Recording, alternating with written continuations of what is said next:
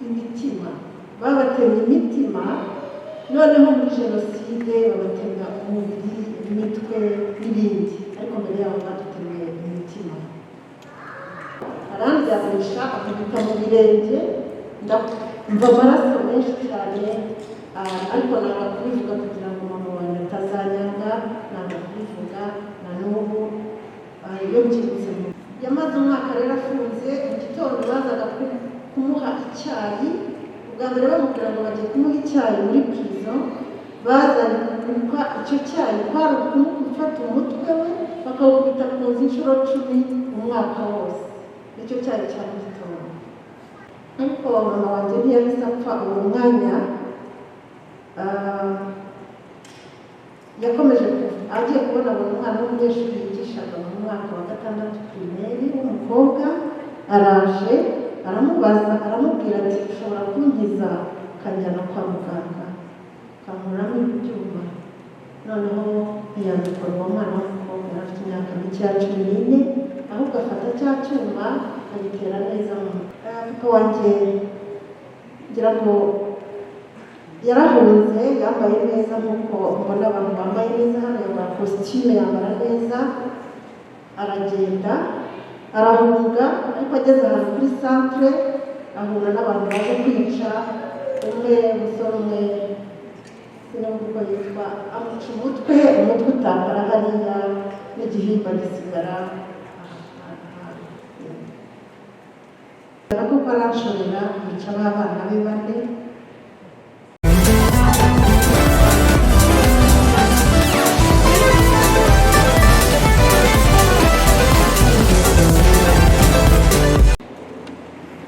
Byatangira nyine numvise abanyabatanze imivugo bavuze, numvise ngize imbeho, bababwiye ko hari mu mbeho, numvise ngize imbeho nza kugira amajwi adashoboka, nze kwihangana. Hari igihe wumva nyine ibyo bavuga urimo kuko yari amubayemo icyo gihe cyose. Njyewe rero nitwa umubyeyi Jacqueline, nkaba nari ndi mu Rwanda icyo gihe cyose, iyo minsi 100 nari ndi mu Rwanda, byose narabibonye, byatangiye mpari, birinda birangira mpari. Hanyuma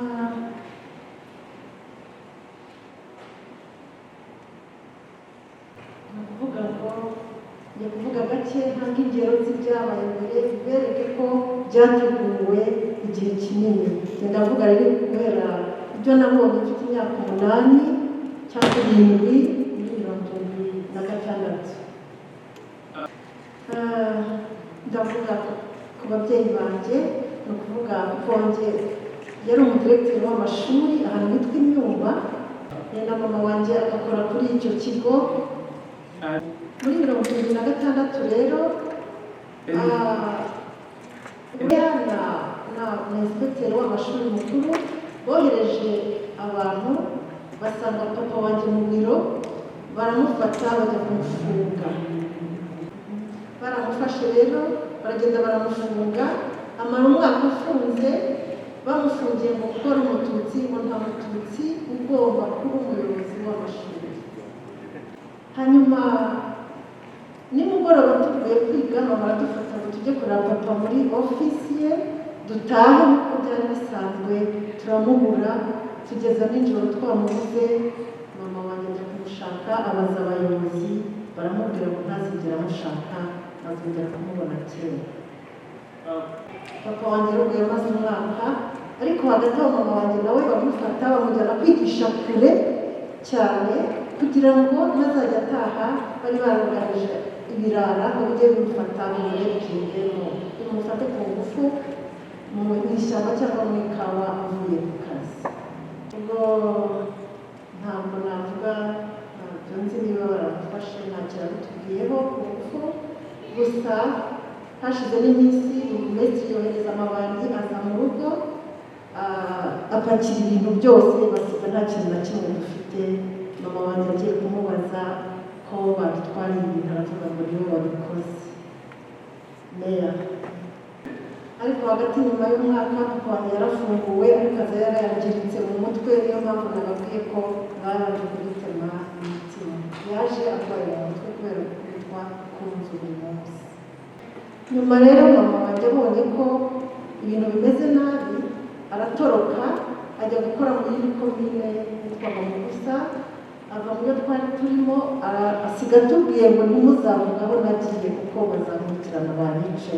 Jyewe ngiye kujyayo nkore ubundi nzaze mbatware duhunge mu buyobozi butumereye nabi. Aragenda rero ariko asiga atubwiye ngo umwana we uzavuga aho yagiye azamukura mu bana be ntabwo azamukunda kugira ngo tutazabivuga.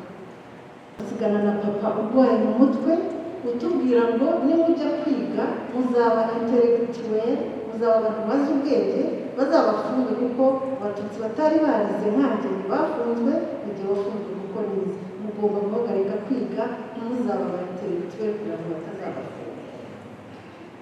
Reka ndekera mu bya kera gusa mama wanjye yaje gukora yubaka inzu aho hantu, yazaga kudusura nijoro agahita ataha nijoro kugira ngo batamubona.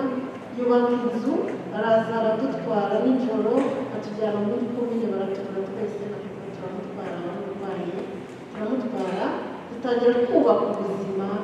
Noneho jenoside bataye ibintu byose rero twabaga tujya kuba muri komine, noneho turakura. Ariko hagati aho mbabwire ko abakuru banjye na musaza wanjye bakuru kuri jye baratsinze ngo bajye muri high school. Abatutsi bagomba gutsinda bari 2%, abahutu 98%. Muri abo 2%, abakuru wanjye na musaza wanjye baratsinze ariko babasimbuza abandi ntibigize biga high school kubera ari abatutsi. Hanyuma ariko jyewe nagize amahirwe ndatsinda, ariko mama wanjye arambwira ngo ntuzajya kwiga kubera yanga kumbwira impamvu.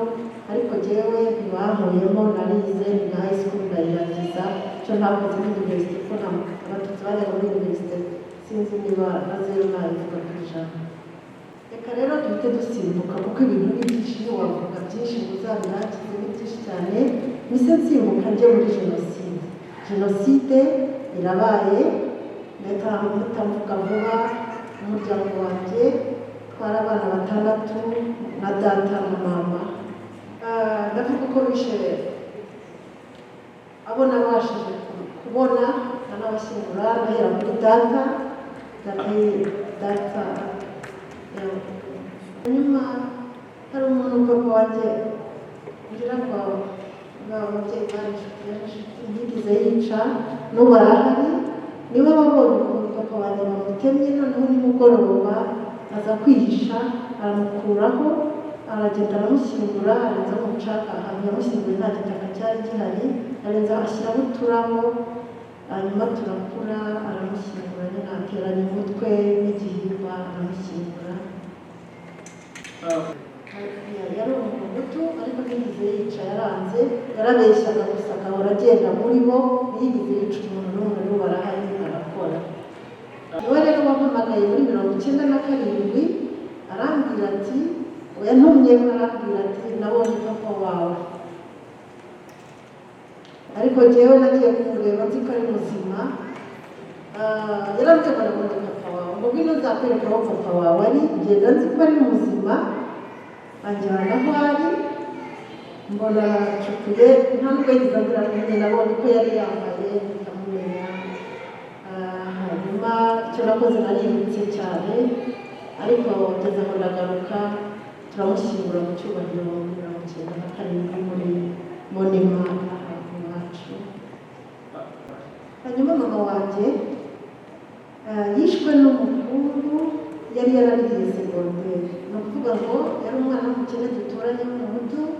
Mama wanjye rero akajya akamuha amafaranga yo kujya ku ishuri, akamuha n'ibikoresho, yagiye agura ibikoresho byose kuri segonderi, akagabanyamo kabiri, akavuga ati wowe ntabwo ujyane bikeya kugira ngo yishyurire n'uwo mwana. Ariko arangije kwiga segonderi yabaye vice mayor, agira ubushobozi bwo gufata imbunda. Niwe rero wagiye kumushaka. Hanyuma yamukuye, mama wanjye yari yirukiye mu bazungu b'abadage babaga aho ngaho, aragenda amukuramo. Mama wanjye icyo yakoze ni ukumusaba ngo amurase kuko yari afite imbunda n'ibyuma n'imipanga. icyo yashakaga ni ukumurasa kuko kurasa birihuta, arabimusaba aranga amutera ibyuma.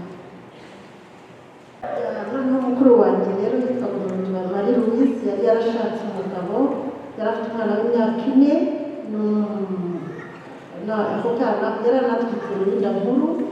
Bamaze kwica umugabo we amwinjira mu rugo iwacu, asanga ntabahari, asubira inyuma, ageze mu nzira baramufata, ariko ahantu kuri bariyeri baramufata, baramubwira ngo bagiye kumwica umwana we, baramwica w'imyaka 4, bamusatura n'inda, baramubwira ngo nibasanga umwana atwite ari umuhungu ngo baramwica, nibasanga ari umukobwa nta kibazo bamujyana isubirane. Hanyuma barangije bishwe n'inyoni, yabasabye amazi yo kunywa, batekera amazi mu bitaka mu kanwa, bashyira n'ibitaka mu nda aho basatuye barapfa. Hanyuma musaza wanjye mukuru, abasigaye ntabwo mvuga ko sinzira bashyingura mu cyubahiro, ntabwo nzi n'aho baguye, sinabavuga rero, hari igihe ntekereza ko tuzahura. Ntacyo nabivugaho, aho navuze nyine ntakumva ntacyo nabivuga, ko sinababonye ngo bashyingure. Hanyuma umbabaza cyane rero, nubwo hari ibyo nsigaje kuvuga, umbabaza cyane ni uwasigaye w'umusore unkurikira, yari umusore nakuri n'umusaza witwa Mathias Rwiyimba, afite izina rya data. The one who served me a lot is my younger brother, who is named Matthias, who carries the same name as my father. Wigeze bamwica, baramubwiye ngo turakwica nabi, uzapfe wambara ku gasozi, uzapfa nabi, ntabwo tukwica muveho, uzapfa nabi, igihe cyose uzahora ubabaye. Nawe barapfuye, nawe namushyiriye mu cyubahiro. Hanyuma ndakurikizaho murumuna wanjye muto wigaga high school, yarayirangije kugira ngo yari akoze nk'amezi 3 gusa ataranahembwa na rimwe. We bakundaga kuvuga ko ni umukobwa uteye neza, mwiza, ameze nk'umwamikazi, nk'abamikazi. Hanyuma baramufashe bamuhungishiriza, nako bamushyira mu kumba kuri komine, bamufungira mu kumba, ariko bakajya bagenda kumurepinga, kumufata ku ngufu nimugoroba, bavuye kwica wese ushatse akagenda akamufata ku ngufu. Noneho yageze aho agera, bajya kujya kuza, yakumva ko bagiye kuza agahita agwa muri koma, bakaza bakarepinga n'umuntu usa n'uwapfuye nyine, amezi yose n'ibyo bamukoreye. Bamwishe nabi rero koko, kuva hashize imyaka 27 ari Indera mu bitaro by'abarwayi bo mu mutwe. Hanyuma nabanje kumubana mu rugo, yarwaye ndeba, yataye umutwe ndeba nyine. Hanyuma yagerageje kwiyahura inshuro nyinshi kuko yumva adashaka kubaho, yiyahura inshuro 5. Yabanje kwikata sex avuga ngo arebe kwa Kaminuza yararwaye no mu mutwe, ariko ntiyapfa. Baramufata bamujyana kwa muganga, bamwongerera amaraso, arakira. Ubwo najyaga kumusura rero kwa muganga, yarambwiraga ati mushiki wanjye mbabarire, ubutaha nzabikora neza, ubutaha nziyahura neza, sinshaka kubaho nyuma ya Jenoside. Bwa kabiri yuriye amashanyarazi, amapoto y'amashanyarazi, ariko ntabwo nanone sinzi uko byagenze, bitugaze n'ibimenya uko bayitaga, bikakupa umuriro, uramutwika hose. Tujya mu bitaro imyaka myinshi, twaba mu bitaro iteka, nabwo arakira. Ikindi gihe yiyahuye muri Muhazi, baramuroba avamo hano ntiyapfa. Ubwa nyuma yanyweye ibindi byose by'Indera bamuhaye, yari kunywa mu kwezi kose, anywera umunsi umwe, kandi buri kimwe cyonyine kirakwica, nabwo amara igihe mu bitaro, ariko ntiyapfa. haracyariho rero akandi cyambwiriye telefone yarambwira ati ihute irukanka ujye i Burundi, ibintu byakomeye, perezida jenoside yongeye irabaye, perezida Kagame barafashe abamutaye muri Muhazi, ubwo rero birarangiye hunga jye simfite aho njya, ariko wowe nsanga wagize ugera i Burundi yenda wasangira icyo tumara.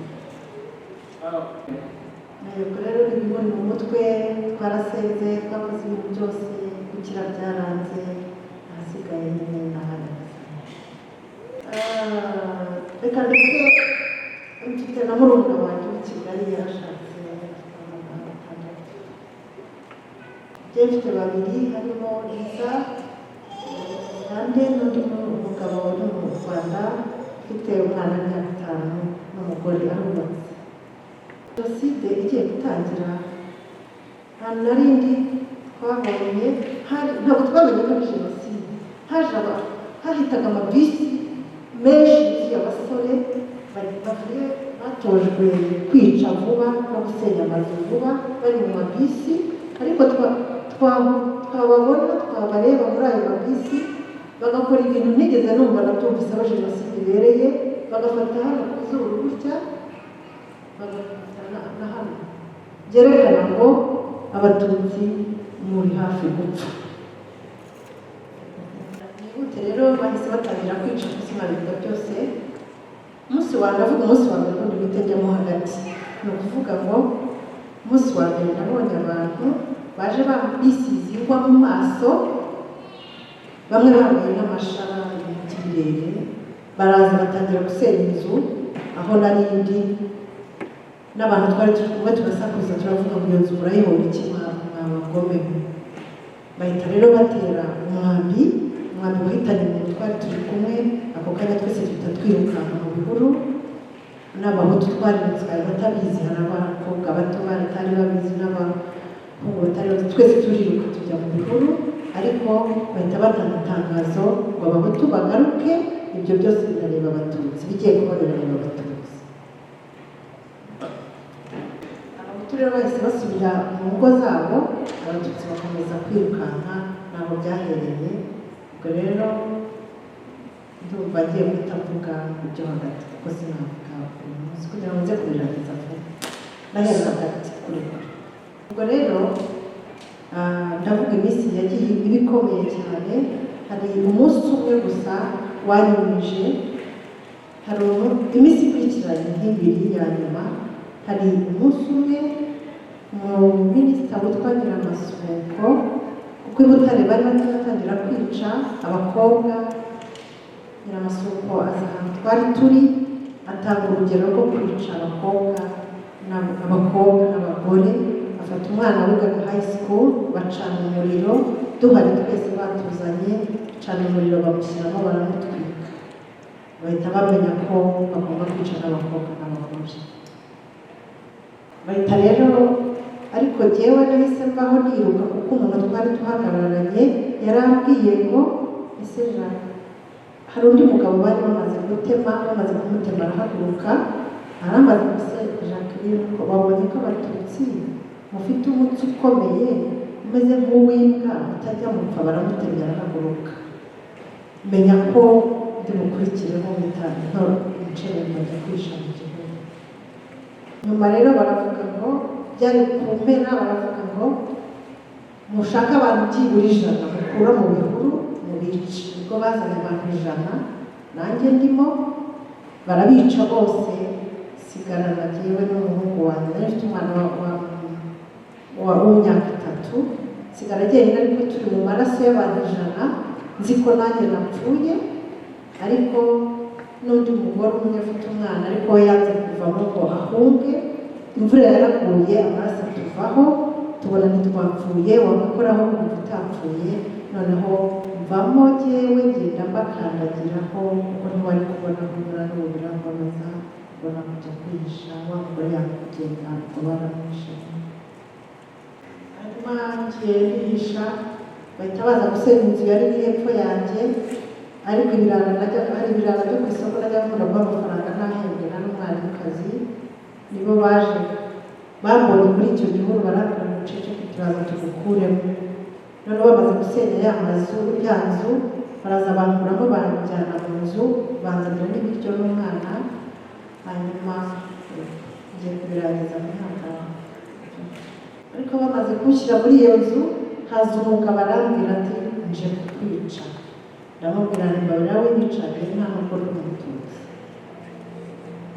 arambwira araseka cyane arambwira ngo ngwino nkwereke ukuntu bimera ngwino njyewe ngiye kwica abana banjye 4 kuko mfite umugore w'umututsikazi sinshaka amaraso avanze nzashaka undi mugore byara abantu b'abahutu bujuje ibyangombwa turajya umuntu utazapfa rero ntabwo wamwicanye ntibishoboka uw'Imana yashyizeho ukuboko ntabwo aho kugira ngo arangize kubica nice nari nafite ijosi gutya numva nabona ko kwica abana bawe igihe wanababarira gute ntega ijosi ariko hahise hahita umugabo bashakaga wari umukire baramubuza yirukanka ahita amwirukaho ujye ntiyanica ariko namaze isaha nzi ko napfuye mpagaze nyuma rero nsanga sinapfuye subira ahandi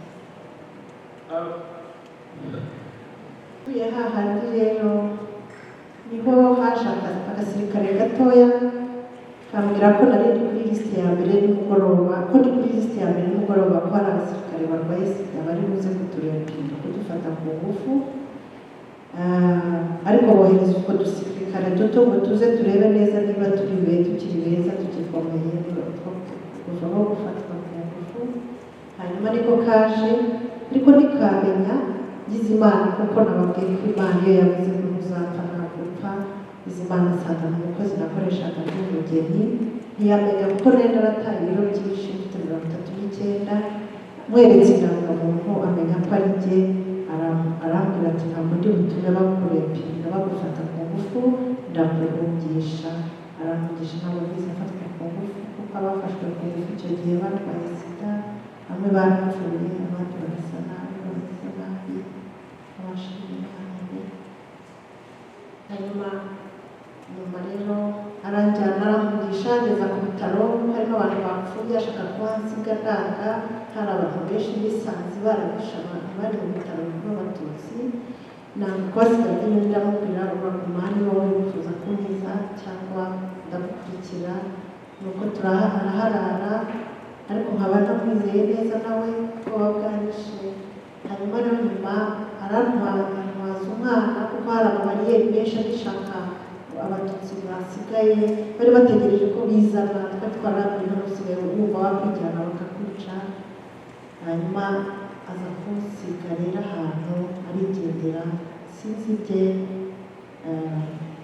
arasiga aho naragiye jyenyine nishana ariko ndarambirwa sinari nzi naho ariho aho narindi ndarambirwa ndavuga ngo ndagiye banyice n'ubundi nisigara jyenyine ntabwo bizagenda reka ngende banyice ntungukira kuri centre iriho abantu barimo bakora animation bishimye bavuga ngo baririmba indirimbo yitwa ngo iyi si ibirimo byose ni iby'abahutu bishimiye ko bishe baririmba twizana nyine ngo batwice bari barangije kwica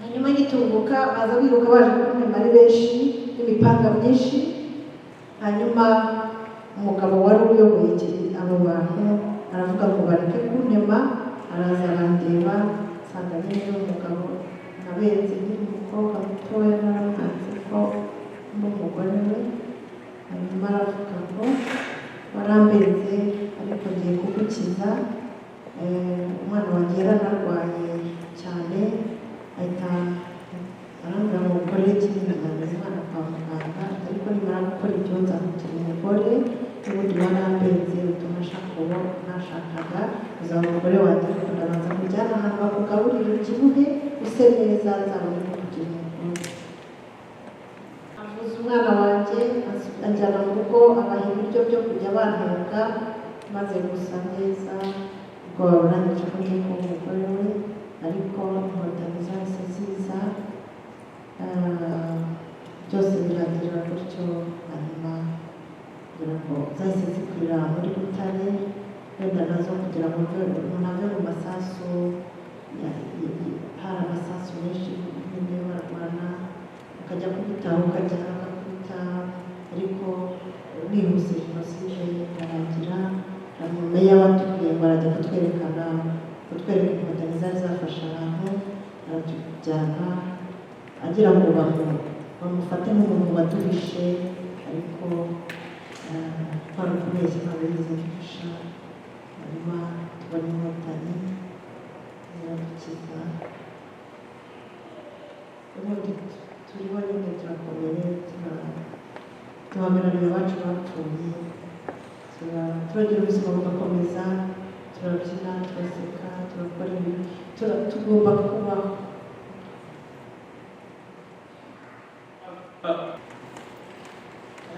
Ikintu mbwira urubyiruko rwose rwaruka, urubyiruko muri aha ni benshi, muranyumva, ndagira ngo mbasabe mukaryamwe, muzange ikintu cyose kijyanye n'amacakubiri, uzakunde umuntu uko ari, ukore ibintu biri by'ukuri,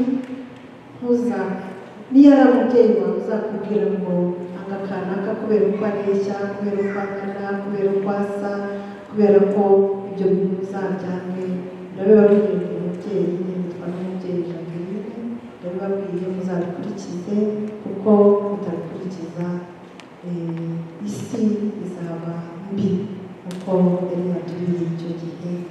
Kandi ndasabira n'abantu bari mu Murenge kuko nabo bagowe, iyo mbibonye mpita nibuka ibyabaye, dusengere abantu b'Umurenge, Imana ibarinde, ibahe ibyo kurya kubera inzara niyo ikwishe, nta kintu na kimwe gukora, amasasu y'iki turabasabira. Abandangije by'urubyiruko bukomeye kandi buhangane n'ibyerekeranye n'amacakubiri yabaye ubwenge.